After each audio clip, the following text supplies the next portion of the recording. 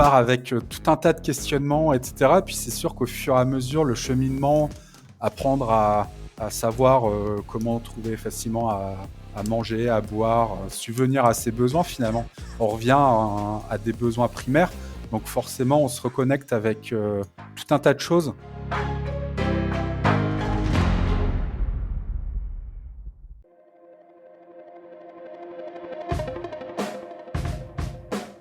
Bienvenue sur Les Frappés, le podcast sur le dépassement de soi et l'aventure. Je suis Loïc Blanchard, entrepreneur, coach et préparateur mental certifié. J'ai été pendant plusieurs années sportif de haut niveau en judo avant de quitter les tatamis pour me consacrer à des sports de plein air comme le triathlon ou partir m'évader sur des treks engagés. Récemment, je suis devenu finisher de la PTL, un ultra-trail de 340 km autour du Mont Blanc organisé par l'UTMB. Depuis la création des Frappés en 2020, j'ai deux objectifs. Le premier, c'est de vous faire découvrir des univers fascinants qui font rêver. Avec mes invités, on ira naviguer sur toutes les mers du monde. On participera à des expéditions dans les régions polaires ou en Himalaya. On découvrira l'envers du décor de l'entrepreneuriat et du sport de haut niveau et on partira en mission avec des membres des forces spéciales. Le deuxième, c'est de vous aider à croire en vos propres rêves et à passer à l'action grâce au partage de ces invités exceptionnels. On sous-estime largement ce dont on est capable physiquement ou mentalement et je suis convaincu qu'une petite conversation peut déboucher sur de grands changements. On a en moyenne 4000 semaines à vivre sur Terre, alors autant les vivre à fond. À trop réfléchir, on finit par ne pas se lancer. C'est ce que je retiens de mon échange avec mon invité de la semaine, Adrien Charles. Entre avril et octobre 2022, Adrien a parcouru 14 000 km à vélo en Europe, de Blois à la Grèce, puis jusqu'au Cap Nord via les Balkans, avant de revenir en France par la Norvège. C'était son défi à lui, mais aussi un moyen de sensibiliser le public à l'autisme, un trouble qui touche en France 700 000 personnes, un enfant sur 50, dont son neveu Xavier. Pendant cet échange, on revient sur les grandes étapes de son périple, ses galères, mais aussi ses nombreuses belles découvertes, et comment certaines peurs qu'il avait au départ ont rapidement volé en éclats. S'il n'y a qu'une chose à retenir, c'est vraiment celle-ci. Foncez, ne réfléchissez pas trop, vous risqueriez de trouver des excuses pour ne jamais vous lancer. Merci Adrien, à bientôt j'espère sur les routes de France ou d'Europe, et je vous souhaite une excellente écoute à vous les frappés.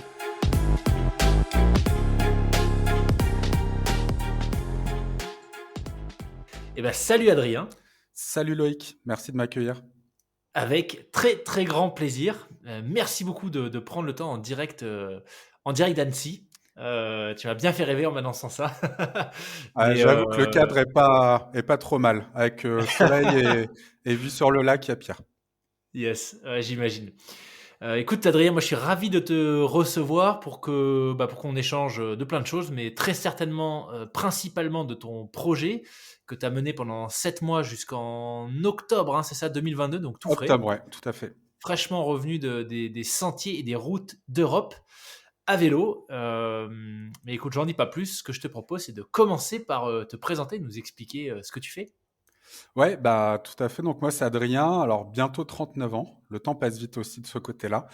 Et comme tu viens de le spoiler, je viens d'emménager à Annecy. Donc voilà, hyper sympa le cadre de vie. Et donc moi, je bosse dans la vraie vie, dans la tech chez Salesforce. Voilà, éditeur de logiciels. Et puis du coup, en parallèle, j'ai pu mener un projet qui s'appelle Cycling for Autism. Donc voilà, j'ai toujours adoré faire du sport, l'outdoor, aller dans la nature. Et donc ma boîte m'a permis de faire ce qu'on appelle un congé sabbatique. Et donc j'ai mené ce projet de Tour d'Europe à vélo. Et j'ai associé une cause qui me tient à cœur et qui me touche personnellement, qui est la sensibilisation à l'autisme et une levée de fonds pour aider l'association des Rêves pour Xavier, donc qui est une association qui a été créée par mon frère et ma belle-sœur, voilà, pour améliorer le quotidien et venir en aide à Xavier, qui est mon neveu de 15 ans. Voilà, qui est autiste sévère. Et donc voilà, on a levé des fonds pour payer et financer un tandem, un vélo électrique pour qu'ils puissent aller se balader autour de chez eux. Waouh, génial. Ok. Ok, donc ce projet, tu l'as lancé. En tout cas, le départ était au moment où on se parle. Tu me le disais en off, il y a quasiment un an, jour pour jour, puisque c'était le 2 avril 2022. Et aujourd'hui, Ouais. on est le 3. Peut-être pour commencer par, tu vois, un peu la genèse. À quel moment est-ce que le projet a pris forme et pourquoi du vélo? Pourquoi l'Europe? Qu'est-ce qui t'a amené à ce format-là en particulier, en fait? Alors, il y a eu pas mal de cheminement. Donc déjà, moi, je voulais faire pendant ces quelques mois off que je m'accordais dans ma vie professionnelle un voyage un peu sportif. Donc voilà, un espèce de défi aussi personnel de prendre du temps pour moi et voilà, de faire un petit peu ce qu'on appelle du voyage lent, hein, du slow travel en anglais pour les anglophones. Donc voilà, vraiment prendre le temps de découvrir, de voyager, voilà, de m'ouvrir un petit peu au monde extérieur, chose qu'on perd un petit peu le fil des fois quand on est dans la vie active. Et au départ, je voulais aller faire totalement autre chose. Je voulais aller faire le Pacific Crest Trail aux Ah ouais. États-Unis. Donc c'était un peu le projet de base parce que voilà, moi j'ai beaucoup marché, fait pas mal de trek dans ma vie et c'est vrai que j'ai écouté pas mal de podcasts ces derniers temps, enfin les quelques mois avant de partir, de gens qui racontaient leurs récits. Alors il y avait le PCT, il y avait le Te Arawa Trail en Nouvelle-Zélande, voilà. Et puis je sais pas, le PCT c'était un peu une façon de découvrir les parcs américains, les grands espaces américains. Donc ça me faisait pas mal rêvé. Et puis bon, le Covid, les frontières qui sont fermées. J'ai eu un genou, bah justement, je suis allé faire le GR20 il y a 2 ans, pendant lequel je suis revenu un petit peu bancal d'un genou. Et du coup, voilà, une blessure qui m'a tenu à quelques mois parce que j'avais un tendon qui était presque rompu au-dessus du genou. Ah, quand même, ouais. Ouais, donc rééducation, etc. Et du coup, j'avais fait pendant l'été, il y a 2 ans, la Vélodyssée. Donc c'était un peu mon premier voyage à vélo. Je venais de me mettre un peu au vélo pour diversifier un petit peu mon activité sportive. Et du coup, je me suis lancé sur la Vélodyssée pendant des vacances d'été. Voilà, avec les sacoches, alors plutôt en mode bikepacking, donc j'avais pas la tente, je dormais pas dehors, etc. Donc c'était un peu une première expérience de voyage à vélo. Et voilà, j'avais adoré le format, le concept, le fait de pouvoir faire 80, 100, même peut-être un peu plus kilomètres par jour. Ça reste du voyage lent, mais ça permet quand même en une journée de pouvoir changer un petit peu de paysage, de voir des choses différentes, etc. Et donc, mis bout à bout, j'ai décidé de partir faire comme ça un tour d'Europe à vélo. Et pourquoi en Europe? Parce que finalement, j'ai beaucoup voyagé personnellement pour le travail aussi, et je connais très peu finalement l'Europe. Donc voilà, tous les pays de l'Europe de l'Est, il y a plein d'endroits. La Scandinavie, je connaissais pas trop non plus. Où je me suis dit, ben pourquoi aller prendre l'avion? Je suis en plus depuis quelques années, je commence à me sensibiliser à l'écologie, à me poser pas mal de questions sur mon mode de vie, etc. Donc ça me paraissait naturel finalement de partir d'ici et de revenir ici et d'aller visiter tous les pays d'Europe que je connaissais pas. Euh, et donc symboliquement, c'était aussi l'occasion de partir et de revenir de chez mon frère à Blois.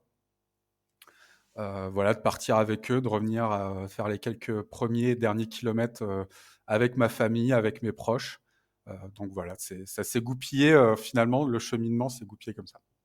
Génial, génial. Bah, alors, le PCT, hein, petit rappel pour s'il y en a encore qui connaissent pas. Je dis encore parce que j'ai eu plusieurs invités avec qui on en a parlé, certains qui l'ont fait même. C'est 4 265 kilomètres, donc c'est quand même un gros, gros, gros morceau. Ça part du Mexique jusqu'au Canada, à travers la Californie, l'Oregon, Washington, je crois. Washington. Ouais, Washington. Ouais, ouais. Donc un gros, gros morceau. Ok. Donc tu t'es dit, bon, bah 4002 à pied, bof avec le genou, donc on va faire Voilà. 14 000 à vélo. Mm. Ouais, alors du coup, après, je me suis dit, j'avais moi 6 mois de congé sabbatique, donc après, en prenant quelques largesses, voilà, je savais que j'avais 7 mois finalement devant moi. Je me suis dit, bon, alors en 7 mois, c'est difficile d'imaginer combien on peut faire. Mais voilà, j'ai commencé à tracer, puis je me suis dit, au fur et à mesure, bah tiens, je vais essayer d'aller au bout de l'Europe, un peu de tous les côtés.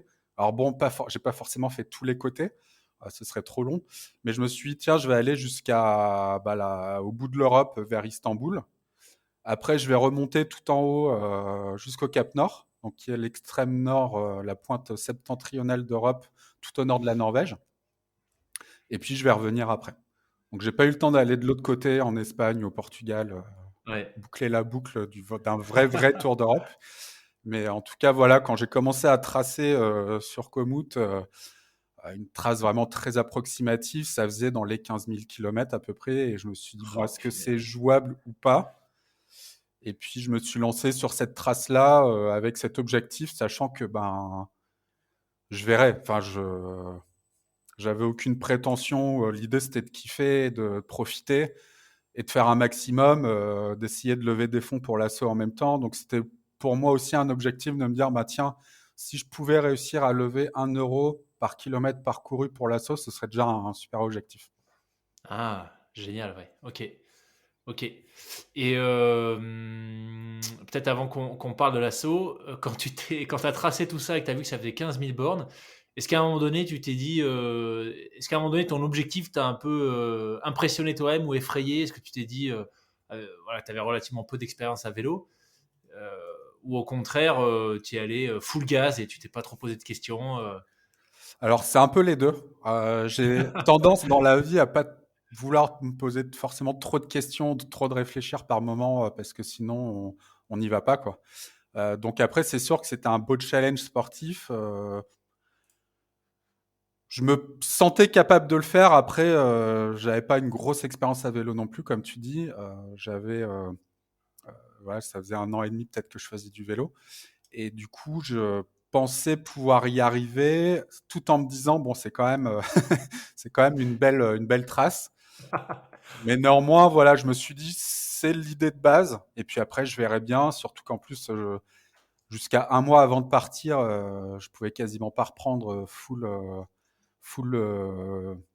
enfin, vraiment parce que bah, j'avais cette blessure qui traînait et ma rééducation s'est terminée peut-être 1 mois et demi, 2 mois avant de partir. Donc je partais avec cette idée et puis je me disais, bon, je prends jour après jour et puis je verrai bien jusqu'où ça m'amène. Excellent. Ok. Ok. Et donc le tracé, ça a été Blois-Istanbul, en ligne droite, plus ou moins?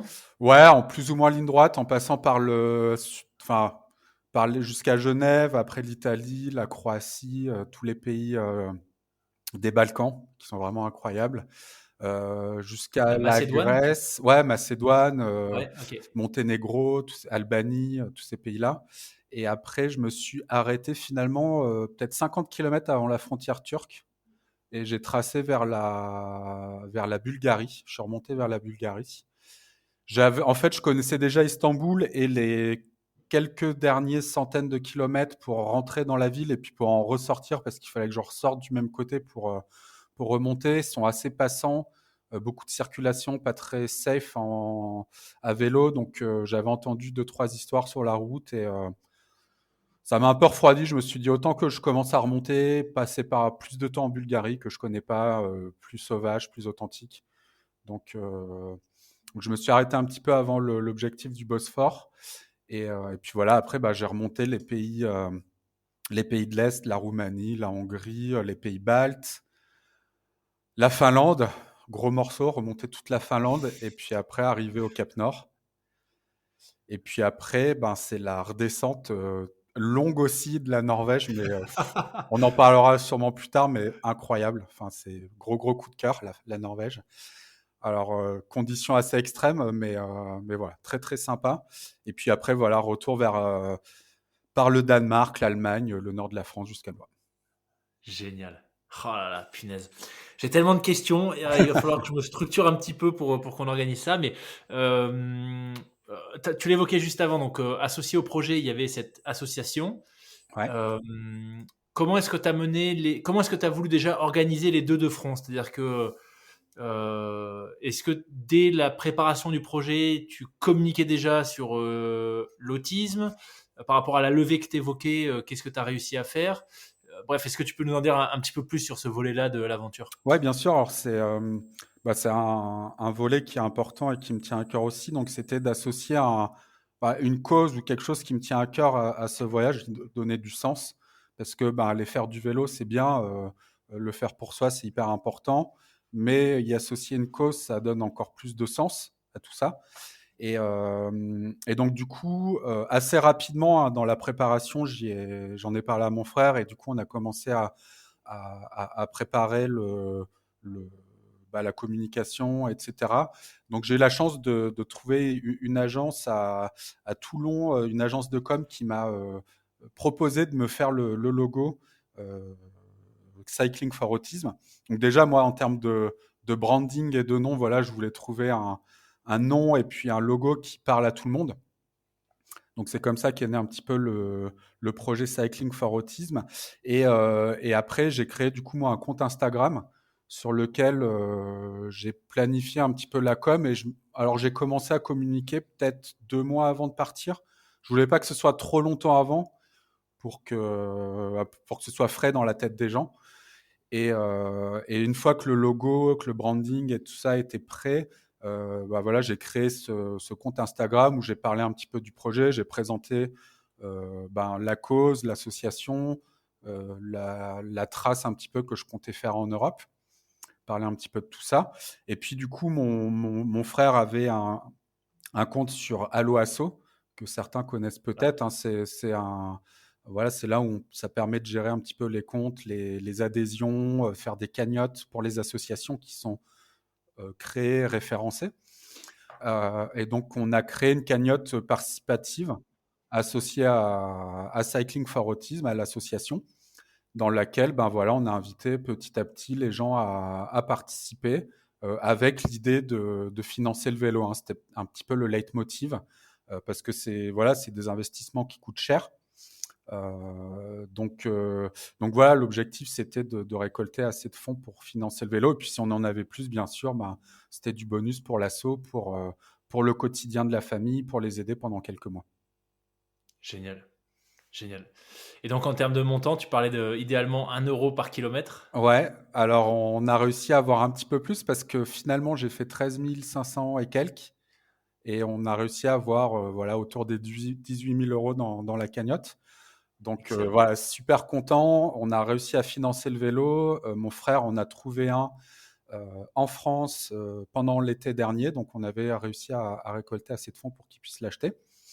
Et puis voilà, ils ont commencé à pouvoir aller se balader, mon frère et Xavier, sur le tandem électrique. Il fallait que ce soit électrique parce que mon neveu a 15 ans, donc il a une taille adulte et un poids adulte.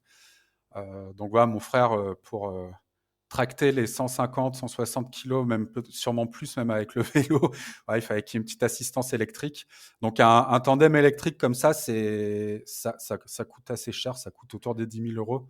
Donc Et voilà, oui, on est parce que c'est hyper du content. sur mesure là, du coup, Alors c'est pas j'imagine. forcément du sur-mesure, mais c'est des productions qui sont assez maigres, hein. Ils font Très pas, limité, voilà, ouais. très Ouais. limité. Et du coup, forcément, qui dit limité dit voilà. Puis c'est des formats de vélo qui sont, enfin c'est des tandems, donc c'est assez grand. Forcément, ça coûte de l'argent, quoi. Ouais. Ok.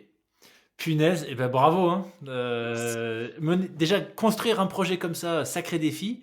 Mais en plus, y associer une cause pour laquelle tu lèves de l'argent, enfin, tu essaies de trouver des financements.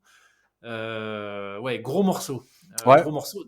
Tu parlais de cette agence qui t'a aidé pour le logo, mais est-ce que tu as été accompagné? Est-ce qu'il y avait des bénévoles, d'autres personnes impliquées pour trouver ces financements, autres que toi? Non, pas forcément. J'ai essayé de monter un petit peu un dossier de financement, notamment pour le matériel, etc., avant de partir. Parce que, oui, fatalement, un projet comme ça nécessite un petit peu de matériel spécial, des sacoches, des porte-bagages, une tente, enfin des choses qui sont quand même très spécifiques.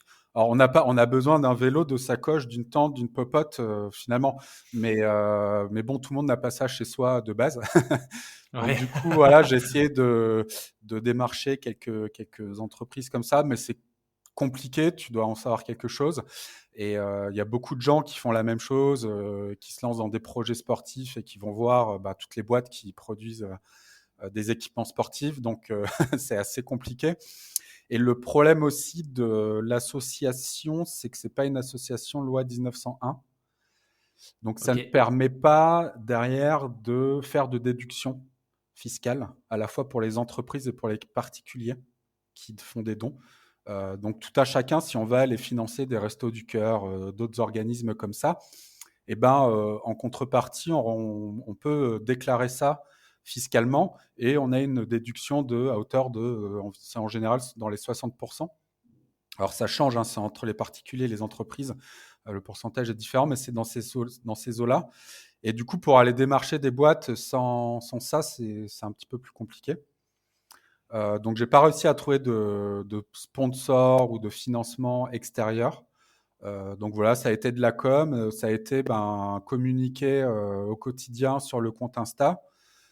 J'ai trouvé un mode de fonctionnement pour que je puisse faire vivre l'aventure de l'intérieur, à la fois à mes amis, à mes proches, à tous ceux qui s'intéressaient à l'aventure, mais également à tous les gens qui ont été sensibles au projet, à la cause, à l'autisme, et qui vont commencer à suivre un petit peu le projet, qui ont mis, je sais pas, 10, 50, 100, parfois plus, dans la cagnotte, et qui du coup, en contrepartie, voilà, je leur montrais un petit peu l'envers du décor. Et du coup, je communiquais, en général, je faisais quelques stories tous les jours sur un petit peu l'étape, qu'est-ce que j'avais vu, les kilomètres que je faisais, etc. Donc voilà, quelques stories par jour, ça prend pas trop de temps, ça prend, je sais pas, un quart d'heure le soir, et puis c'est pas trop contraignant, et puis ça permet de faire vivre le projet. Ouais. Moi, mon frère, mes amis, il y a eu du bouche à oreille, je fais pas mal de communication dans ma boîte avant de partir. Donc ce qui est sympa, c'est qu'ils m'ont donné un petit peu la parole pour en parler dans l'entreprise, donc ça a résonné. Et puis après, par le bouche à oreille, la famille, les amis, Ouais. deuxième cercle, le troisième cercle, etc. Finalement, on se rend compte que quand il y a un projet comme ça qui a du sens et qui parle à chacun, ils vont assez facilement mettre un petit peu d'argent dans la cagnotte pour participer au projet. Génial. Génial, franchement, hyper impressionnant. Bravo encore. Bravo encore. Sur le côté aventure, donc tu disais, voilà, forcément, il y a besoin d'un petit peu de matos quand même Ouais. pour partir faire 15 000, 14 000 km autour d'Europe. Pour avoir échangé maintenant avec pas mal de gens qui font de l'ultracyclisme, j'ai à chaque fois un peu l'impression que, tu vois, quand tu es sur ton vélo et que tu pars comme ça vraiment sur du long, en fait, tu te déplaces avec une sorte de bulle. Voilà, tu as toutes tes affaires avec toi. Ton vélo, c'est ton univers, en C'est ta fait. vie. C'est ta Ouais, vie. c'est ça. Du coup, toi, pour parler peut-être de manière un peu plus spécifique, concrète à quoi ça ressemblait, comment est-ce que tu étais organisé? Donc, tu avais des sacoches, mais par exemple, pour l'alimentation, tu avais quoi? Tu avais une dynamo. Pour l'eau, tu transportais combien avec toi? Bref, ça ressemblait à quoi cette aventure très concrètement d'un point de vue logistique? Ouais, il y a plusieurs écoles sur la longue distance. Alors, il y a ceux qui sont vraiment en mode bikepacking avec des petites sacoches de cadre, enfin, de cadre, de sel, vraiment minimalistes, et qui n'ont pas de réchaud, par exemple, voilà, qui font des choix, qui trimballent quand même une tente souvent. Moi, j'ai fait le choix d'avoir un gravel, donc c'est un vélo un petit peu plus Ok. solide et qui passe plus partout, parce que j'avais aussi envie d'aller en dehors des routes classiques et plutôt dans voilà, des chemins, des sentiers. Alors, malheureusement, parfois, je me suis retrouvé même sur des GR à devoir porter mon vélo. Bon, ça, c'est une autre histoire. Mais voilà, j'avais envie de sortir un petit peu des sentiers battus, d'être vraiment dans la nature le plus possible. Et du coup, voilà, j'avais mis des. Alors, j'ai un Genesis Croix de Fer qui est vraiment, pour le coup, en acier, hyper solide et très réputé pour le voyage au long cours, avec des œillets qui permettent de fixer, voilà, des porte-bagages. Et du coup, voilà, j'avais les sacoches assez classiques, deux petites devant et deux grosses derrière. Alors moi, Ok. j'avais un mixte entre voyager léger et quand même un minimum de confort avec voilà, le matelas, la tente, la popote. Euh, mais voilà, au final, quand on prend le strict minimum, le problème, c'est que j'avais quand même pour but d'aller dans le nord, où même l'été, il fait 5-10 degrés maximum, hein, donc il faut des fringues pour le froid, pour la pluie, pour différentes saisons. Donc, mis bout à bout, ça fait quand même pas mal de matos. J'avais un drone, la GoPro. Pour répondre à une de tes questions, j'avais pas de dynamo. parce que finalement, quand on voyage comme ça, on a des vitesses qui sont un peu moindres et du coup, l'efficacité d'une dynamo, il faudrait. Ah, Alors, après coup, je me dis que j'ai fait à peu près 20 kilomètres de moyenne, tout compris, 20 kilomètres heure de moyenne. Donc, ce qui est plutôt élevé pour des voyages à vélo. Les gens que je croisais, ils étaient plutôt à 12, 15 de moyenne, tranquillement. Moi, en étant un peu plus sportif et puis j'aime bien un peu me challenger tranquille. Donc, j'étais plutôt à 20. Puis ça a monté, hein. Forcément, au fur et à mesure des jours, on augmente la vitesse sans s'en rendre compte. Les jambes commencent à être un peu affûtées. Mais voilà, mis bout à bout, le vélo, plus les sacoches, plus tout le matos, on arrive vite à 30-35 kilos. Et puis la nourriture et l'eau, ça dépend des pays en fait. C'est vraiment ok. très, très dépendant de quel coin où tu es. En Europe, c'est assez simple finalement parce que ben, tu as quand même dans la plupart des pays des boutiques, des boulangeries. Alors même si c'est pas les boulangeries à la française comme on aime, tu trouves quand même des petites viennoiseries, des petites choses. Alors moi, je me nourrissais comme ça. Souvent le midi, je faisais un petit stop. J'anticipais en me disant, bah tiens, je pourrais m'arrêter à tel endroit. Et puis voilà, je mangeais un peu sur le pouce pour pas m'arrêter trop longtemps. Et puis après, j'avais en général 2, 3, 4 jours de nourriture dans mes sacoches, histoire de pas forcément non plus m'arrêter tous les jours dans un supermarché pour acheter à manger, etc. Donc voilà, après dans le nord, ben, faut prévoir un petit peu plus à l'avance parce que tu peux faire 100, 150 kilomètres parfois sans croiser trop de villes. Donc là, il faut anticiper un peu plus, donc il faut avoir un peu plus de réserve. Et du coup, voilà, transporter un petit peu plus dans les sacoches, ça m'est arrivé d'avoir au maximum peut-être 3, 4 au nord des Lofoten, sur Senja en Norvège. Je crois que j'ai fait 4 jours sans croiser de ravito. Donc là, Ah ouais, j'avais quand même, ouais. anticipé quand même avant. Et du coup, j'avais pris assez de nourriture pour pouvoir me nourrir pendant ces 3-4 jours. Et puis l'eau, ben, ça dépend aussi des pays. Il y en a où c'est plus ou moins facile. Le classique, c'est les cimetières. Ça marche dans tous les Ouais. pays. Dans les cimetières, il y a toujours un endroit où tu peux normalement prendre de l'eau. Donc ça, c'est le système D. Et puis après, sinon, enfin, je demandais chez les gens, souvent en passant, ou alors j'anticipais. Maintenant, sur les applications type Komoot ou autres, tu as quand même souvent l'option d'afficher les points d'eau, etc. Donc, tu peux quand même trouver et anticiper ce genre de choses. Mais Ok. effectivement, dans les pays de l'Est, dans le Sud, il faisait plus chaud. Donc là, je buvais forcément plus et donc il fallait des points d'eau un peu plus régulièrement. Et dans les pays du Nord, la contrainte était ben, de trouver de l'eau. C'était moins fréquent. Mais ce qui est bien, c'est que dans tous les supermarchés, dans les pays du Nord, tu as un petit coin avec des toilettes, avec un robinet où tu peux recharger ton eau. Ok. Donc ça, au fur et à mesure, on apprend les tips. Et puis au fur et à mesure, on se suit aussi entre voyageurs à vélo sur Instagram. On avait créé une petite communauté de Français où on s'échangeait régulièrement. On était tous les uns les autres dans différents pays où on allait passer avant, après. On s'est croisés avec certains.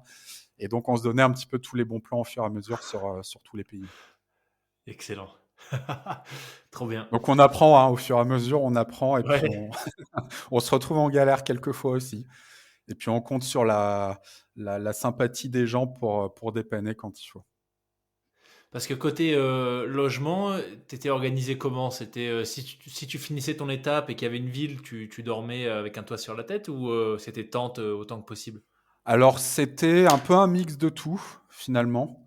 Je suis parti début avril, comme tu le disais, le 2 avril, c'est la journée internationale de l'autisme, donc j'ai choisi ce jour-là pour partir. Et du coup, dans les pays du Sud, le long de la côte croate notamment, dans ces pays-là, je suis parti finalement en mi-saison. Donc il commençait à faire beau et chaud, mais par contre, quand tu es vraiment sur la côte, c'est pas forcément hyper évident de trouver des spots de bivouac parce que ben, tu que la route le long de la côte, t'as pas forcément grand-chose. Les campings sont fermés. Donc là, c'était un peu plus compliqué de dormir dehors. Donc j'ai fait quelques bivouacs et puis je mixais ça quand je trouvais pas forcément à bivouaquer. Je pouvais trouver des petits appartements à 15 euros parce qu'on était hors saison. Donc, quand tu as un toit avec une douche et une cuisine pour te faire à manger à 15 euros la nuit, c'est simple Ouais. finalement. Ouais. Donc on a assez vite fait de craquer après une journée de vélo.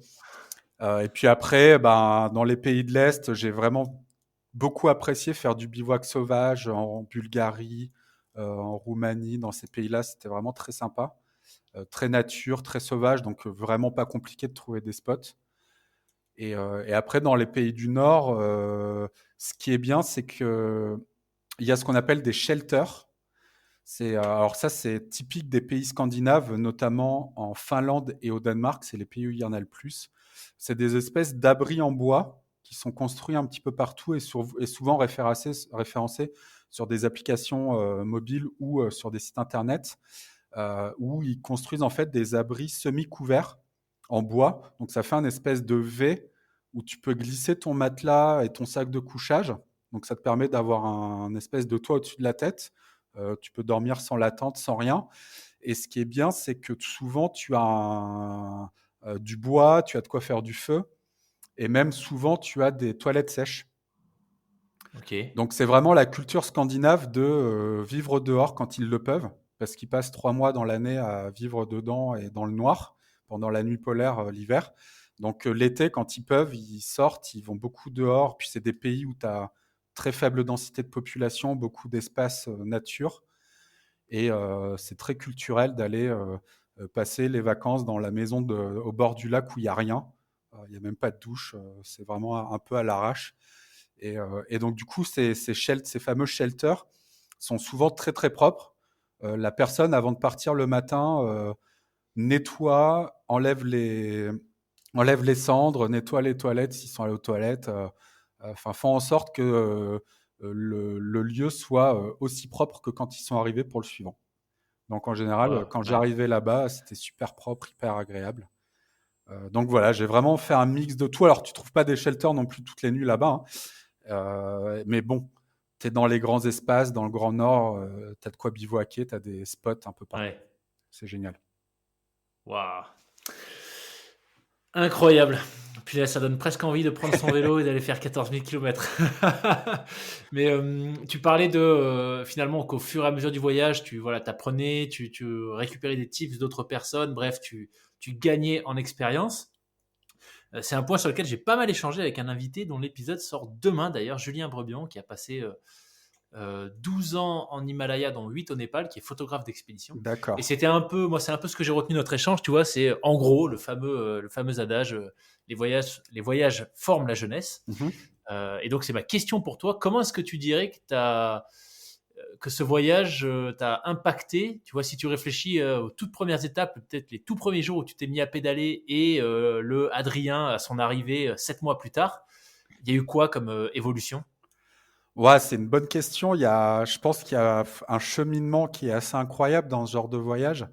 Et j'ai hâte d'ailleurs d'écouter le témoignage de Julien demain. Je pense qu'on part avec un bagage de peur.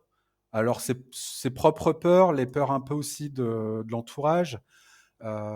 Du coup, ouais, c'est un peu on part avec un défi. Et puis, du coup, forcément, les premiers tours de roue sont pas forcément très assurés. Les premiers bivouacs, je pense qu'on se souvient tous de notre première nuit en bivouac. Alors bon, j'avais déjà fait pas mal de bivouacs avant, mais là, c'est avec le vélo. Tu as le vélo qui est à côté, donc tu te dis, ouais, si je laisse mon vélo à côté de la tente, qu'est-ce Ouais. qui va se passer pendant la nuit? Voilà, on part avec tout un tas de questionnements, etc. Puis c'est sûr qu'au fur et à mesure, le cheminement, apprendre à savoir comment trouver facilement à manger, à boire, subvenir à ses besoins finalement. On revient à des besoins primaires, donc forcément on se reconnecte avec tout un tas de choses. Et c'est ce que j'étais parti chercher aussi. C'est voilà une redécouverte un petit peu de soi. Je faisais, je sais pas, 4, 5, 6 heures de sel par jour. Donc, bon, on passe un peu de temps à écouter des podcasts comme Les Frappés ou d'autres. Donc, ça nous coupe un petit peu le cerveau et puis on écoute des récits, ça nous fait triper. Et finalement, ça fait passer certains moments qui sont un peu plus longs que d'autres. On a forcément des moments où on se retrouve avec ses pensées. Donc, c'est un cheminement sur voilà, voilà, quelles sont les valeurs, quelles sont les choses importantes. On se reconnecte avec avoir un toit sur la tête, avoir de l'électricité, pouvoir prendre une douche, avoir un lit. C'est un luxe qui n'est finalement pas donné à tout le monde. Et nous, on est bien contents. Et je pense qu'on se rend plus forcément compte de tous les privilèges et tous les luxes qu'on a au quotidien. Et un autre point important, c'est, je te parlais un petit peu tout à l'heure, un peu de prise de conscience écologique depuis quelques temps. C'est vrai que quand on voyage comme ça, lentement, nous, on prend le temps, on a la chance de pouvoir prendre ce temps-là et du coup de voyager à notre rythme, faire son propre cheminement. Et on se rend compte finalement en allant dans des endroits un petit peu plus touristiques de la vraie nature de ce qu'on appelle le voyage. Hmm. Aujourd'hui, il y a beaucoup de gens, ou même moi, dans certains moments, quand je pars en week-end ou autre, en fait, on se déplace, on voyage pas vraiment. On va à un point A, un point B. Souvent, on prend même l'avion parce que c'est hyper facile. Et 2 heures après, on est, je sais pas dans quelle ville, à des milliers de kilomètres. On est très, très content. On passe le week-end, on revient. On a l'impression d'avoir visité un endroit parce qu'on a coché telle ou telle case. Mais finalement, c'est pas ça, voyager. Et du coup, on se reconnecte à travers ce genre de voyage. Et ça peut être la même chose en faisant un voyage de 3 4 jours à un long week-end, où tu pars avec ton vélo, ta tente, tu pars 3 jours, 4 jours, t'as pas de quoi te doucher, tu vas faire tes besoins dehors dans la nature. Et là, tu te reconnectes aux vraies choses. Et voilà, je pense que ça m'a aussi fait grandir sur plein d'aspects comme ça. Enfin, il y a plein de choses. Je pense que on pourrait en parler pendant des heures. Non, c'est vraiment très intéressant parce que je te dis, j'ai l'impression d'entendre Julien qui faisait un peu le même constat. Tu vois qu'aujourd'hui, c'est vrai que quand on parle de voyage, spontanément, les gens pensent loin ou tu Mm. vois, de destinations dépaysantes. Alors, il disait qu'il n'aime pas ce terme en l'occurrence. Mais bon, il faudra Mm. vraiment que je pense que tu écoutes l'épisode parce qu'il y a plein de choses en commun où pour lui, ce que tu décris, tu vois, le fait de prendre l'avion, de partir quelque part dans des lieux mais très visités, c'est pas du voyage, c'est des vacances en fait. C'est ça. Euh, Mm. et que pour lui, le voyage, c'est effectivement, c'est ce que toi plutôt tu as vécu, tu vois, c'est comment appréhender une culture différente mais de manière euh, euh, de manière vraiment curieuse, authentique, de venir quelque part chercher quelque chose plutôt que de Mm. juste consommer, entre guillemets. Donc, ouais, super, super intéressant. Ouais, Mais et puis au-delà de ça, même le regard des gens, alors il y a certains pays, notamment dans les Balkans, je garde certains visages un petit peu ancrés dans ma mémoire parce que, alors dans ces pays-là, autant te dire que la pourcentage de population qui parle anglais, c'est très très faible. Donc c'est souvent compliqué de communiquer à part aller dans un restaurant, dans quelque chose un petit peu plus touristique entre guillemets. Mais quand tu passes dans des villages à vélo ou autre, bah, il n'y a pas de communication forcément verbale, mais il y a des regards, il y a des gestes où tous les enfants, ils étaient là en train de m'applaudir, en train de me faire des grands signes. C'est souvent le regard sur le vélo. Tu as des gens qui passent devant et qui commencent à regarder le vélo, à me regarder moi avec un grand sourire, et sans forcément communiquer de manière verbale, échanger. Mais ça, il y a plein de choses comme ça voilà, qui se font se connecter avec des populations locales. Donc c'est hyper intéressant. tu dirais que globalement, le vélo, est-ce que ça t'a permis de créer des liens, en tout cas d'être accepté plus rapidement, plus facilement, de te fondre dans le paysage? Ouais, ça aide, ça aide. Et je pense qu'il y a beaucoup de voyageurs à vélo qui te le diront. Quand j'arrive quelque part avec mon vélo, avec mes grosses sacoches, avec mes 30 kilos, souvent complètement dégueulasse parce que ça fait 2 ou 3 jours que je me lave un peu toilette de chat ou dans une rivière ou je ne sais quoi, où je pose mon vélo pour aller acheter 3 4 trucs que je vais aller remettre dans mes sacoches à l'arrache. Forcément, ça attire le regard, ça attire la curiosité des gens qui vont venir regarder s'ils ont envie, entamer la discussion. Ça peut être pendant 30 secondes, 2 minutes, 5 minutes, sur mais qu'est-ce que tu fais? Pourquoi? Mais pourquoi tu fais ça? C'est fou. Et finalement, ouais, ça crée une espèce de bienveillance Hmm. instantanée. Et ouais, j'ai eu aucune mauvaise rencontre ou personne hostile qui m'a pris à partie ou quoi que ce soit pendant ces 7 mois. Ok. Ça fait écho à ce que tu disais sur les peurs du début de voyage. C'est quoi peut-être les plus grosses peurs que tu avais qui ont complètement volé en éclats pendant ces 7 mois?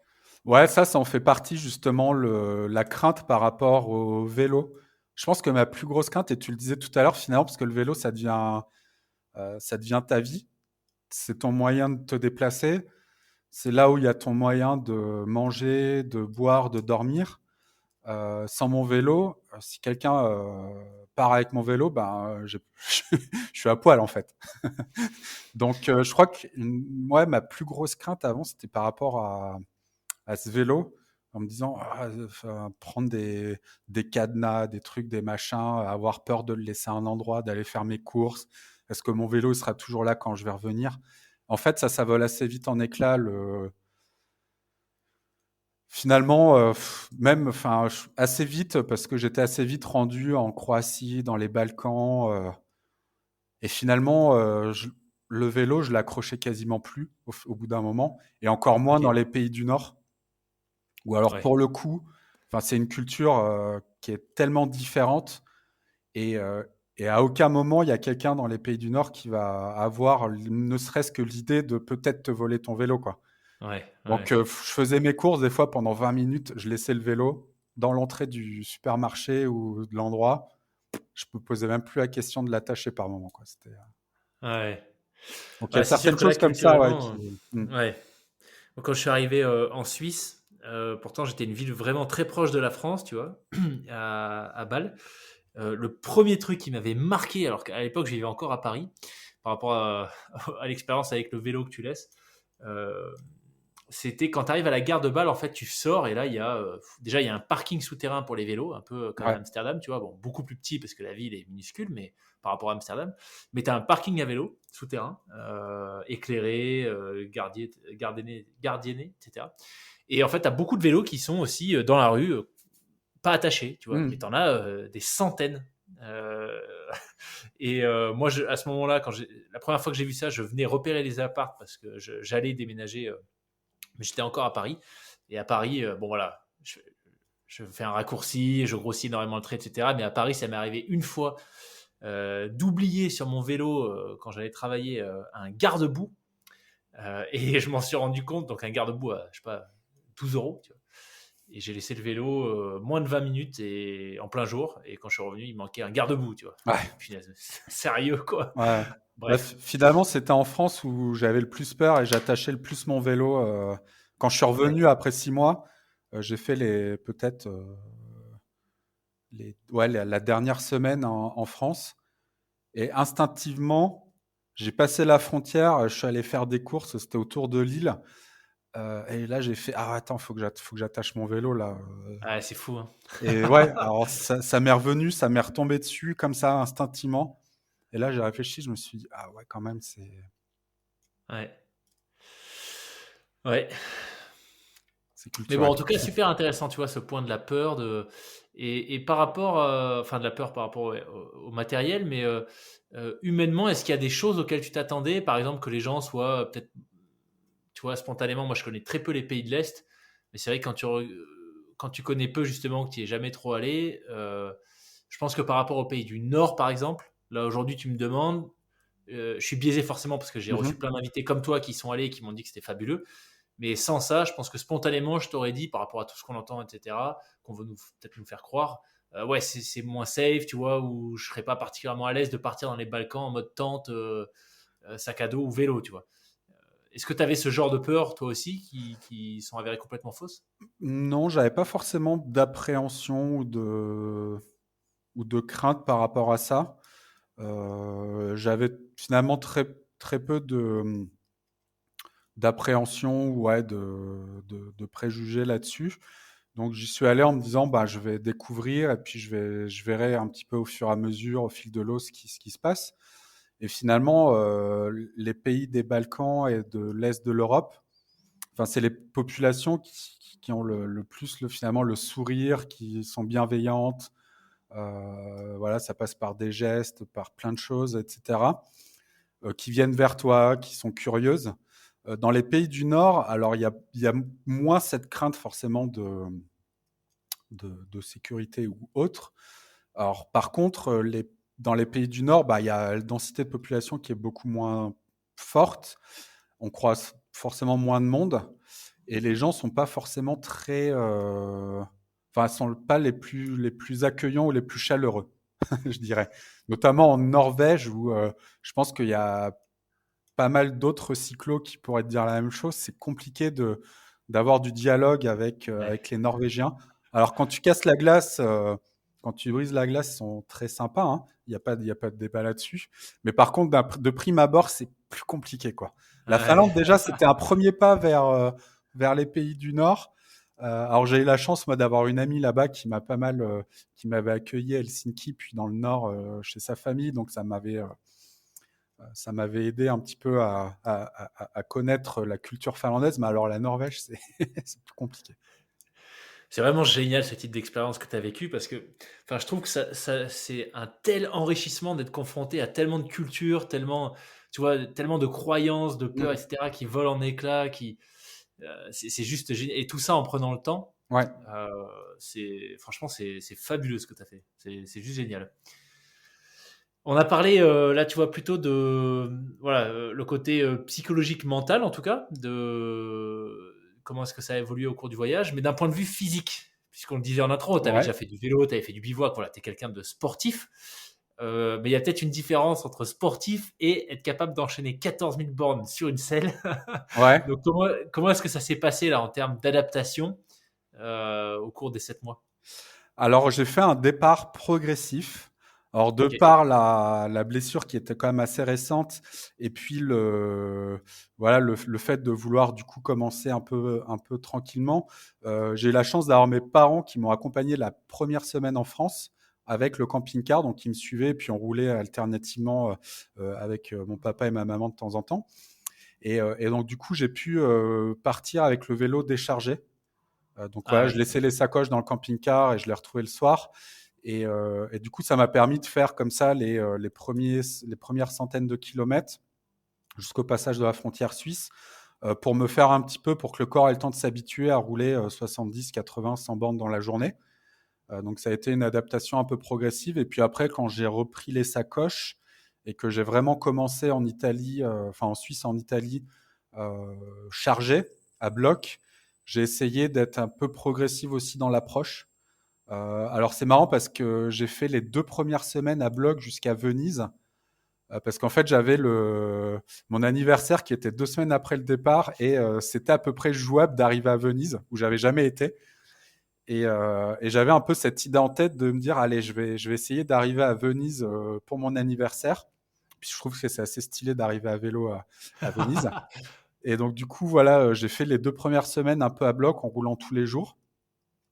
Et en fait, c'est au bout de 3 semaines où j'ai commencé à ressentir, où j'ai vraiment eu un premier gros coup de pompe. Je pense que j'ai eu voilà, ressenti l'après coup. J'avais fait quelques belles étapes à faire 100, 120 km avec un peu de dénive. Où là, mon corps a commencé à me dire, OK, t'es gentil, mais laisse-moi respirer un petit peu. Donc là, je me suis pris un premier jour off. Et alors là, pour le coup, le corps qui se relâche, tu as dû connaître ça. Alors je sais que tu as fait la PTL ou d'autres choses, où ton corps te dit, c'est bon, laisse-moi tranquille. Et j'ai passé une journée sur mon lit. Alors là, j'avais pris un petit appart euh, dans le bas de la Croatie, de la presqu'île, enfin la petite pointe, et à Pula. Et ouais, 24 heures sans pouvoir bouger quasiment, j'étais HS, dead. Mon corps est première alerte. Et je me suis dit, bon, il va falloir que je sois un peu plus intelligent dans l'approche et que je m'accorde plus régulièrement, peut-être une fois par semaine ou tous les 10 jours, un vrai jour off pour que mon corps puisse quand même encaisser et prendre, enfin, voilà, on n'est pas non plus des machines surhumaines. Et voilà, pour qu'ils puissent s'adapter et prendre le rythme. Et du coup, voilà, je me suis mis. Alors, je suis reparti plus tranquillement. J'ai repris en faisant 50-60 km de manière un peu plus intelligente. Surtout que la côte croate, on a beau être au bord de l'Adriatique, c'est pas plat du tout. Il y a pas mal de montées. Et donc, du coup, voilà, j'ai laissé le temps à mon corps pour s'adapter. J'ai refait quelques jours off à Split, à Dubrovnik, ouais, dans des coins un peu sympas que je connaissais pas non plus. Et donc, du coup, voilà, comme ça, mon corps s'est fait. Et au final, c'est une machine, le score. Si tu lui laisses le temps et si tu lui apprends à s'adapter et à assimiler ce que tu es en train de lui faire faire, bah, il a l'habitude, en fait, il prend l'habitude. D'un point de vue alimentaire aussi. Alors, j'ai perdu, je crois, 7 kilos en 2 semaines. J'avais pas beaucoup de Ah ouais. réserves, mais le peu de gras que j'avais, je l'ai perdu en 2 semaines. Parce que j'avais une balance à Venise où je me suis repesé. Et ouais, j'avais perdu 7 kilos, je crois. Ou c'est Ah aussi ouais. une Ok. petite alerte dans ma tête en me disant, attends, peut-être que tu manges pas assez, parce qu'il faut compenser hein, les calories. Alors, je sais pas combien je brûlais de calories par jour, mais en effort, peut-être 2000, 2005, plus le bivouac, plus tu vis dehors quasiment H24. Ouais. Donc, il faut apprendre aussi à savoir comment alimenter ton corps, quel régime et qu'est-ce qu'il faut que tu apportes comme calories. Et donc, une fois que tout ça s'est mis en place, après, je pouvais faire mes 80, 100 bornes par jour en moyenne. Et de temps en temps, voilà, quand je sentais que ça commençait à tirer, après, j'avais des signaux un peu d'alerte. Ou quand il y a une journée, alors moi, je suis pas d'humeur râleuse. Je suis d'humeur assez constante, toujours motivé, toujours partant, etc. Mais quand le matin, en repliant ma tente, mon bivouac, je sentais que j'étais grincheux et que même s'il faisait pas trop mauvais, je commençais à ronchonner sur le vélo, bah, c'était signe qu'il fallait que je me pose une journée. Donc voilà, j'avais comme ça appris à écouter mon corps, en fait, tout simplement. Et puis comme ça, au fur et à mesure, ouais, je pense sur 195 ou 200 jours de voyage, j'ai dû faire une trentaine de jours off, tu vois. Ok. Ça fait quasiment un jour par semaine ou tous les 10 jours, je sais plus en moyenne. Ok. Ouais, c'est quand même un bon rythme à tenir. Ouais. Euh, Et ça mais du faisait, je coup, sais pas, 2000, ouais, entre 2000 et 2500 km par mois, ouais. Waouh. pour te donner Ok. une idée. Ouais, chargé à 35 Avec, kilos. avec 30-35 kilos, des fois, tu as plus de nourriture, tu as plus d'eau. J'avais une petite poche à eau de 4 litres quand je savais que ben, potentiellement j'allais faire un bivouac, etc. Bah, j'étais un peu plus chargé en eau pour pouvoir cuire mes pâtes, faire une petite toilette de chat, Ouais. boire la nuit, tout ça, quoi. Mais du coup, la question que je me pose, c'est quand tu vis, quand tu as une activité physique, alors pas nécessairement intense, mais en tout cas sur du long, enfin sur une période relativement longue dans la journée, et en plus sur une période globale importante, puisque voilà, 7 mois, enfin voilà, 7 Mhm. mois moins 30 jours en gros, euh, j'imagine que ton corps s'habitue aussi, tu vois, tout ce qui est endorphine, enfin voilà, Ouais. il y a plein de choses qui sont, il y a plein de conséquences à l'activité physique. Comment tu gères l'après? C'est-à-dire qu'une fois que le projet c'est fini, déjà, est-ce que tu l'avais anticipé ça? Et comment est-ce que tu as géré la transition? Ouais, c'est pas évident parce que, alors, dans mon cas, l'avantage, c'est que je savais qu'il y avait une date de fin. Ouais, Donc je savais, j'avais anticipé forcément le fait qu'à un moment donné, ça allait s'arrêter. Alors ce qui est cool, c'est que pendant le voyage, bah, tu peux manger ce que tu veux, hein. Et ça, c'est le paradis pour les cyclistes. Ils te diront tous, ah, si tu veux manger tout et n'importe quoi, tu peux y aller. Donc après, il faut pas faire non plus n'importe quoi, où il faut quand même que tu apportes l'énergie qu'il faut à ton corps pour pouvoir rouler. Mais les à côté, tu peux y aller, quoi, hein. Les pizzas, les bons becs, le chocolat, les trucs un peu plaisir, parce qu'il faut quand même avoir des trucs un petit peu plaisir pour l'esprit, c'est important aussi.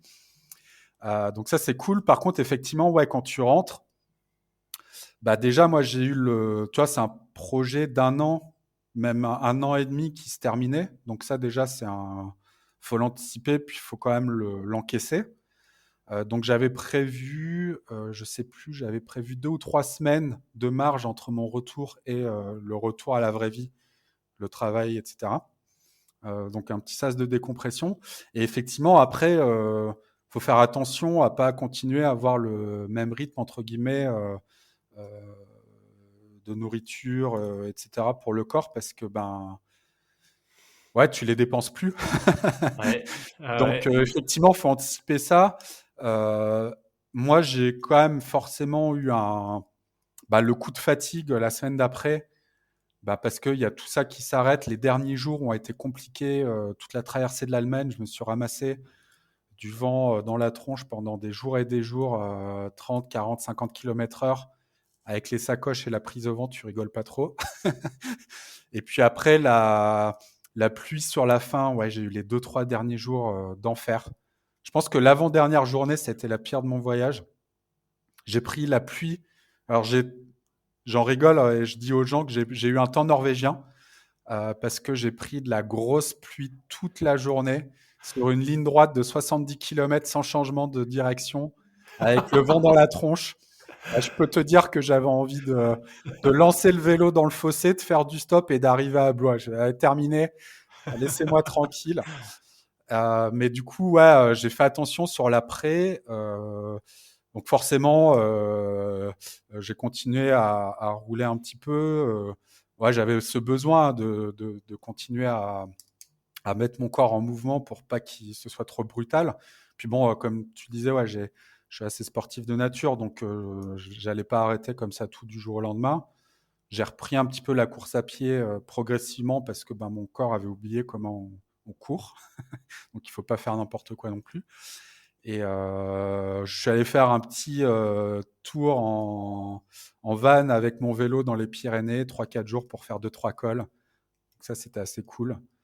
En vélo de route, sans sacoche, je peux te dire que je volais dans l'école, hein. 35 de moyenne. Ah, j'étais Pogacar dans l'école des Pyrénées, quoi. Énorme. Mais du coup, voilà, j'ai continué à garder ce rythme un peu voilà, de Ouais, faire du sport 4, 5 fois par semaine pour continuer à entraîner le corps, quoi. ok, ok. Avec quelques mois de recul, tu dirais que par rapport aux différentes zones que tu as traversées, les Balkans, l'Europe du Nord, est-ce qu'il y a l'Europe plus proche de chez nous, du coup, Allemagne, Pays-Bas, etc. Est-ce qu'il y a des éléments en particulier qui t'ont marqué? Est-ce que tu arriverais à découper ton voyage euh, selon voilà, tu vois, les aspects de ces régions qui sont vraiment ressortis? A Ouais. priori, plutôt les paysages en Norvège, de ce que tu semblais dire, mais est-ce qu'il y a eu autre chose? Ouais, le voyage, je le découperai en 3 portions finalement. La première qui a été jusqu'à toute l'Europe du sud, de l'Est, jusqu'à la Pologne. Parce que finalement, c'est un peu l'Europe qu'on connaît, entre guillemets, avec des paysages un petit peu montagneux, alpins, tu as la Méditerranée, c'est des choses avec lesquelles on est quand même familier, même s'il y avait plein d'endroits que je découvrais avec des yeux d'enfant, des endroits magnifiques, la baie de Kotor notamment, au Monténégro, enfin il y a des endroits comme ça qui marquent la rencontre. J'ai rencontré une maman ours avec ses petits en Roumanie, sur la route, dans un Ah col oui. qui était fermé au sommet parce qu'il restait de la neige. Ils étaient en train de déblayer la neige. Enfin, ça a été un autre passage très marquant de mon voyage. Le deuxième grand moment fort, c'est ouais, les pays du Nord, la Norvège. La Norvège, parce que c'est un pays qui est incroyable. Alors déjà, il y a l'arrivée au Cap Nord qui est un moment marquant parce que tu es tout au nord, tu peux plus aller plus au nord finalement avec le vélo terminé. Puis je sais pas, c'est un peu le Graal d'arriver à cet endroit qui est assez mythique. Donc ça, c'était assez émouvant. Et puis après, c'était un peu ma porte d'entrée moi sur la Norvège, dans les fjords. Puis c'est un peu l'idée que je m'en faisais quelque chose de très sauvage, d'un peu inhospitalier. Ces 2 endroits, tu n'as pas forcément envie de trop t'y attarder parce que quand le temps se gâte, c'est pas. Je me souviens d'un bivouac la veille d'arriver au Cap Nord justement. Là, je voyageais avec un autre cyclo français qui s'appelle Franck depuis quelques semaines et on a pris une bonne tempête avec du vent, avec de la grosse pluie, tout un après-midi, toute une nuit, la veille d'arriver au Cap Nord. Et puis bah là, t'as pas d'endroit de secours, donc c'est sous la tente, le long de la route. On avait vraiment la route qui était à 10 mètres de nous. T'as pas d'échappatoire. Et moi, j'ai passé 17 heures sous ma tente, je crois. J'étais parti assez tôt ce jour-là, un peu plus tôt que Franck, parce que je savais qu'il y a une dépression qui arrivait en début d'après, mais je voulais essayer d'arriver un peu avant pour me mettre à l'abri au sec. J'ai réussi à peu près. Et après, voilà, il a plu vent jusqu'au lendemain, 10 heures du mat, quoi. Et donc là, ben, on pouvait même pas sortir. Ouais. Donc on a mangé sous la tente. Teste un petit peu de la résistance à la pluie. Tu commences à avoir quelques gouttes qui tombent. Le vent qui se lève et puis la tente qui se plie en deux. Ou des fois, tu as la paroi de la tente qui vient s'écraser contre ta tête. Et là, tu fais, waouh, la nuit, elle va être longue. Oh, Puis le punaise. lendemain, tu as l'étape vers le Cap Nord. On a dormi 3 nuits au Cap Nord. Pareil, avec pas mal de vent. Donc ouais, c'est des souvenirs. Et puis toute la redescente de la Norvège avec toute sa brutalité, des paysages qui sont bruts et ouais, qui sont nature, quoi. C'est l'idée qu'on s'en fait. Moi, c'est ce que j'avais, enfin, c'est ce que j'attendais le plus dans le voyage, c'était d'arriver là-bas. Et j'ai pas été déçu. Alors, pareil, le temps a été apocalyptique pendant très longtemps. Tous les cyclos qui sont passés là-bas l'été dernier ont pris cher, on peut dire ça comme ça. Moi, j'ai eu, je sais pas, 3 semaines de flotte quasiment non-stop.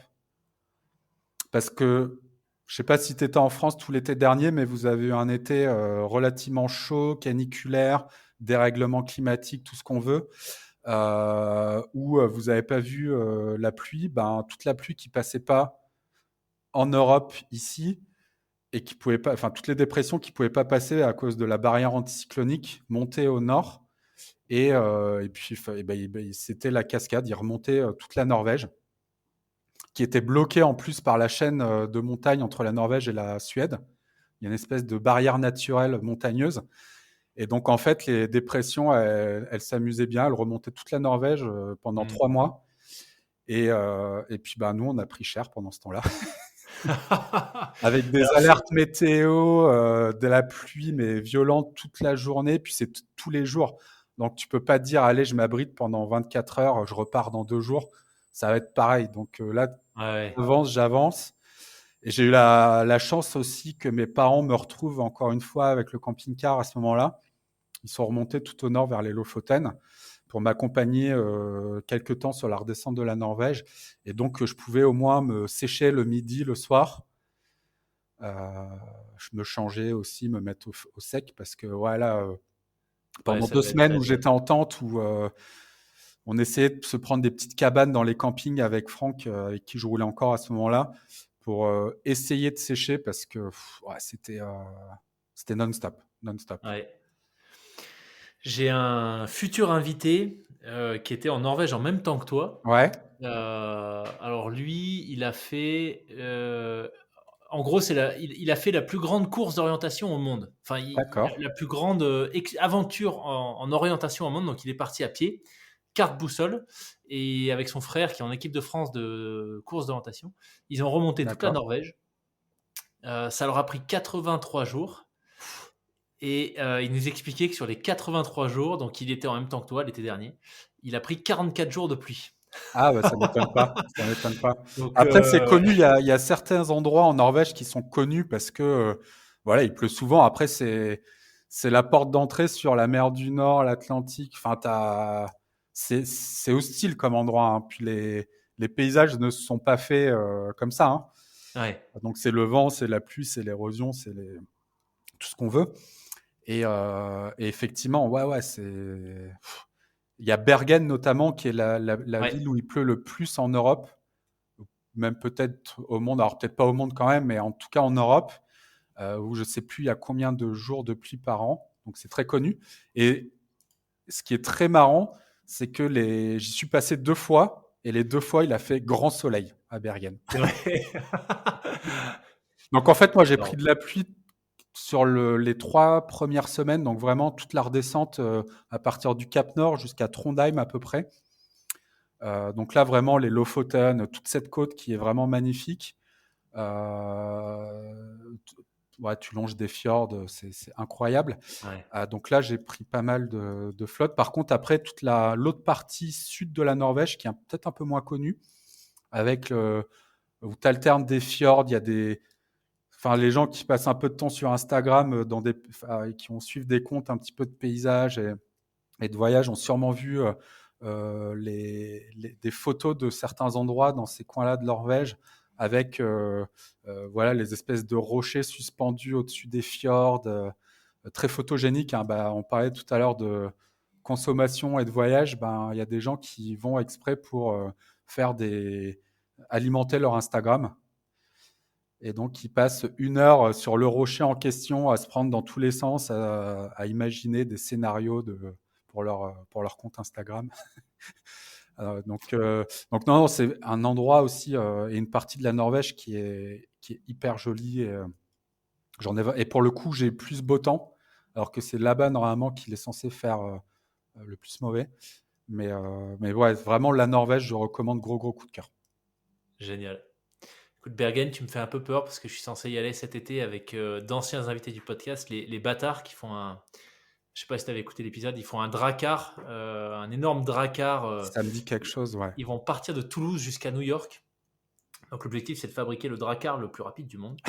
Et je suis censé passer une semaine avec eux en Norvège et j'avais comme point d'arrivée Bergen. Mais Ouais, effectivement, je suis en train de voir qu'à Bergen, il pleut en moyenne 240 jours par an. voilà la Donc, stat. voilà. Écoute, moi j'y suis passé 2 fois à 15 jours d'intervalle et les 2 fois j'ai eu grand soleil.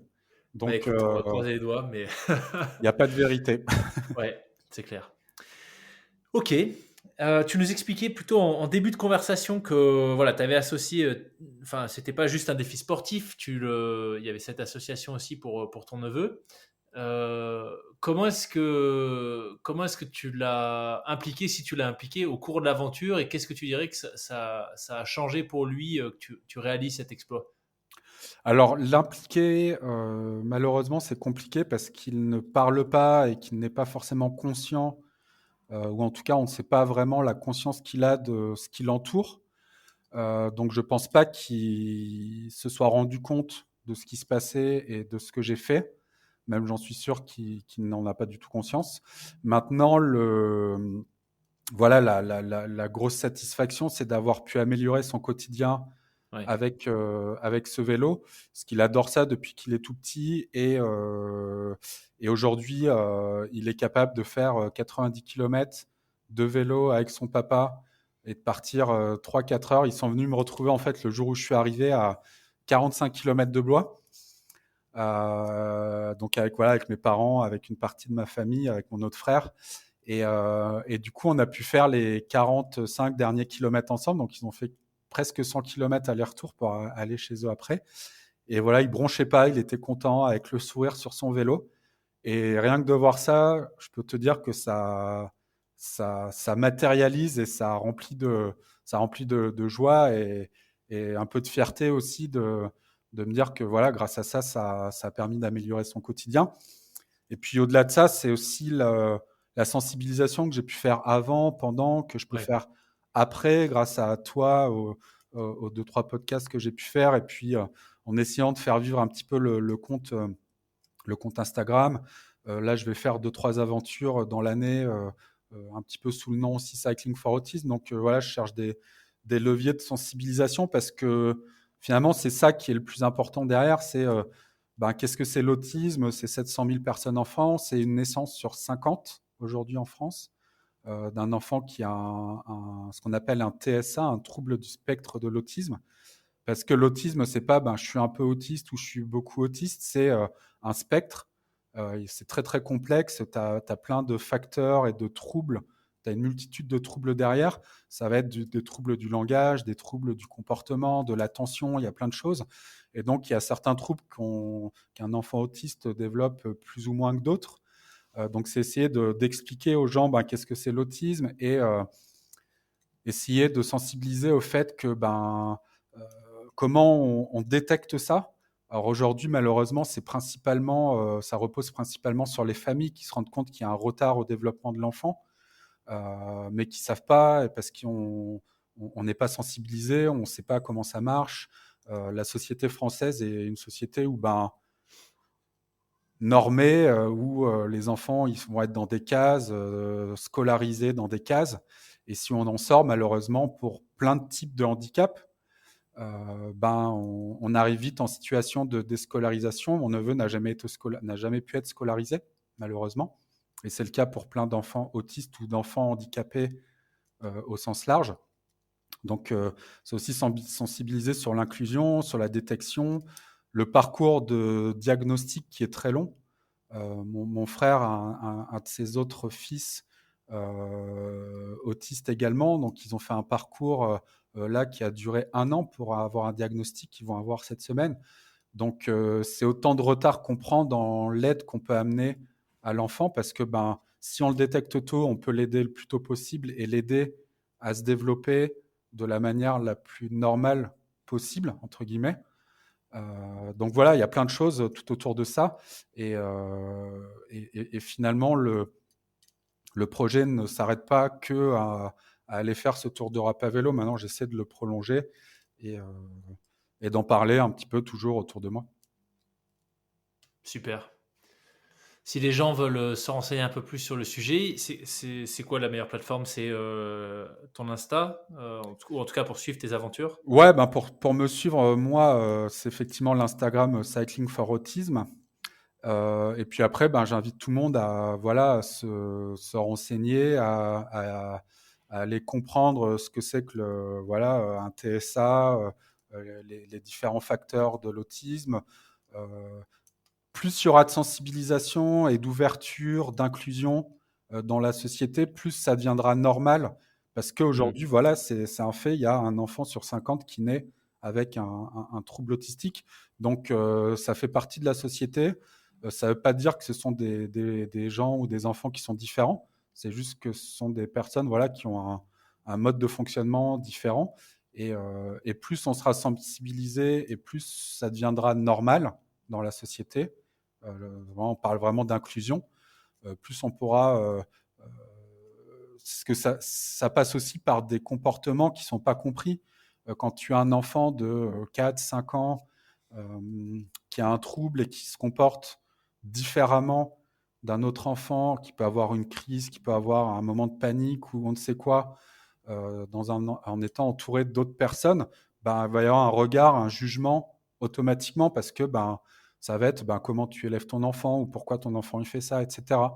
Euh, Pas du tout de bienveillance, il n'y a pas du tout de prise de conscience au final que voilà, il y a plein de gens qui vivent avec ça et il faut l'accepter, il faut les intégrer dans la société d'aujourd'hui. Mm.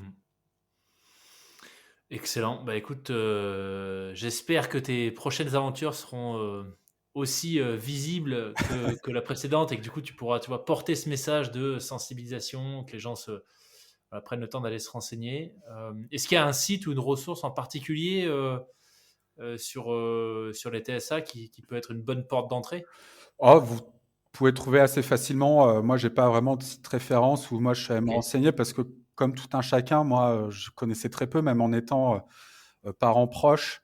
On vit finalement en parallèle de tout ça parce que les familles, les aidants, c'est une vie qui change du jour au lendemain aussi pour ce qu'on appelle les aidants, les familles proches. Et on ne se rend pas compte de l'extérieur. Donc moi, c'est pareil, je suis passé par aller me renseigner. Il y a plein d'articles, plein de sites qui sont très bien faits pour expliquer ce que c'est qu'un TSA, qu'est-ce que ça implique, etc. La détection, voilà, pour aider, peut-être qu'il y a certains parents qui se posent des questions. Mais voilà, il faut pas hésiter à aller poser des questions voilà, dans l'entourage médical, même si c'est pareil, eux, ils sont très peu formés non plus. Donc, Ouais. c'est compliqué. Hein. Comme je te le disais, pour avoir un diagnostic, ça prend du temps. Mais en tout cas, voilà, il y a des choses et des ressources qui existent qui permettent au moins de se sensibiliser et d'apprendre là-dessus. Excellent. Super. Ben écoute, Adrien, c'était passionnant comme échange. Est-ce que toi, il y aurait un message que tu aurais envie de partager en guise de conclusion? Un message, bon, il y en aurait plein, j'en ai déjà passé, je pense, pas mal pendant l'épisode. Euh, je pense que certains ont déjà dû le dire, mais il ne faut pas hésiter à se lancer dans ce genre de défi parce que c'est accessible finalement à tout le monde et puis chacun peut le faire de la manière dont il le souhaite. Moi, je l'ai fait de manière assez sportive en enchaînant finalement pas mal les jours, les kilomètres. Mais voilà, j'ai rencontré plein de gens d'univers différents, voilà, plus ou moins sportifs, mais qui se lancent, qui n'ont pas peur et qui voilà, partent sur des voyages comme ça, plus ou moins longs. Ça peut être un week-end. Hein. Vous avez envie de changer d'air, de couper un petit peu avec le train de vie qu'on a tous très. On n'a pas le temps. Aujourd'hui, on n'a plus le temps pour rien. C'est assez dramatique. Donc, il faut s'accorder du temps. Faut prendre du temps pour soi et aller au coin de chez soi ou dans sa région, dans son département pendant 2-3 jours en bivouac ou je sais pas. Il y a plein d'idées, plein de choses qui existent. Il n'y a pas forcément besoin d'aller prendre un avion pour aller à Lisbonne, à Porto, à je sais pas où, pour se dépayser finalement. Ça revient à ce qu'on se disait tout à l'heure. Il y a plein d'endroits en France accessibles en train, en Europe. Donc voilà, n'hésitez pas à franchir le pas. On n'a pas besoin de beaucoup de choses. Une tente, un sac de couchage, et puis c'est parti, quoi. Donc voilà, dépasser ses peurs et se rendre compte qu'en fait, tout le monde est capable de faire ça. Et puis ça permet de se recentrer, voilà, de se rappeler quelles sont les choses importantes dans la vie, de dédramatiser. On aime bien se plaindre pour plein de choses en France. On se rend compte aussi en allant voir nos voisins que la porte d'à côté, c'est pas forcément plus facile, c'est même souvent plus compliqué. Donc voilà, ce sera un peu le message. Super.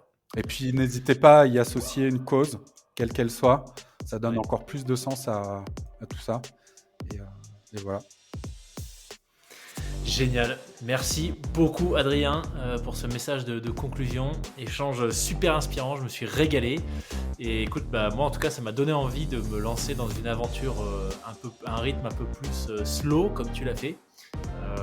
Et de partir peut-être essayer de casser certaines croyances que je peux encore avoir. Je pense qu'on en a tous biaisés. Mais voilà, ce que tu as fait, je trouve que c'est particulièrement inspirant. Donc merci encore d'avoir bien voulu venir le partager sur le podcast. Et puis écoute, je te souhaite tout le meilleur pour tes prochains défis alors. Merci beaucoup Loïc et merci de m'avoir donné un petit peu de temps pour parler de projets sympas et puis de sensibiliser un petit peu à une cause qui me tient à cœur.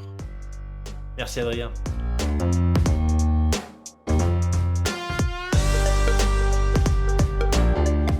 Merci d'avoir écouté l'épisode dans son intégralité. J'espère que vous avez pris autant de plaisir que ce que j'en ai eu à l'enregistrer. Si vous avez des feedbacks, vous pouvez me contacter sur le compte Instagram du podcast, lesfrappés.podcast ou par email à hello@lesfrappés.com.